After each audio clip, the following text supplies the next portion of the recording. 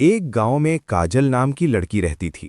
उसका पति रवि सीधा साधा इंसान था और भगवान भोलेनाथ का सच्चा भक्त था। रोज सुबह शिवलिंग पर जल चढ़ाना उसकी आदत थी। लेकिन काजल का मन अब अपने पति से हट चुका था। उसका एक बॉयफ्रेंड था जिसके साथ वो छुप छुप कर मिलती थी। एक दिन काजल के हाथ एक जादुई दवा लग जाती है। कहा गया था कि इस दवा से इंसान किसी भी रूप में बदला जा सकता है। काजल ने वही दवा रात को रवि को पिला दी। कुछ ही पलों में रवि का शरीर कांपने लगा और देखते देखते वो एक कोबरा नाग में बदल गया। काजल और उसका बॉयफ्रेंड ठहाके मारकर हंसने लगे। उन्होंने नाग बने रवि को एक टोकरी में बंद किया और पास की गहरी खाई में फेंक दिया। टोकरी हवा में घूमती हुई सीधे जंगल में जा गिरी। नाग दर्द से तड़प रहा था, लेकिन उसकी आंखों में डर नहीं था, बस एक ही नाम था, भोलेनाथ। उधर काजल और उसका बॉयफ्रेंड मौज मस्ती करने बाहर चले गए। उन्हें लगा अब सब खत्म हो चुका है।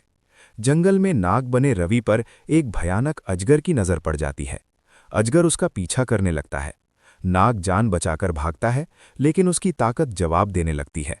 उसी समय वहां से भगवान भोलेनाथ माता पार्वती के साथ गुजर रहे होते हैं। नाग अपनी आखिरी ताकत से फुफकार मारता है, जैसे भोलेनाथ को पुकार रहा हो।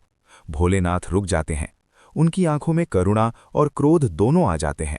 वे त्रिशूल उठाते हैं और अजगर से भयंकर युद्ध होता है। पूरा जंगल गूंज उठता है। धरती कांपने लगती है। अंत में अजगर डरकर जंगल में भाग जाता है। भोलेनाथ नाग को उठाते हैं और उस पर पवित्र गंगाजल छिड़क देते हैं। क्षण भर में चमत्कार होता है। नाग फिर से रवि बन जाता है। रवि जमीन पर गिर पड़ता है। उसकी आंखों से आंसू बहने लगते हैं। वो हाथ जोड़कर भोलेनाथ के चरणों में सिर झुका देता है। उसी समय वहां काजल अपने बॉयफ्रेंड के साथ पहुंचती है। रवि को जिंदा देखकर दोनों के पैरों तले जमीन खिसक जाती है। रवि कुछ नहीं कहता, बस भोलेनाथ की ओर देखता है। ये सब देखकर काजल और उसका बॉयफ्रेंड रोने लगता है।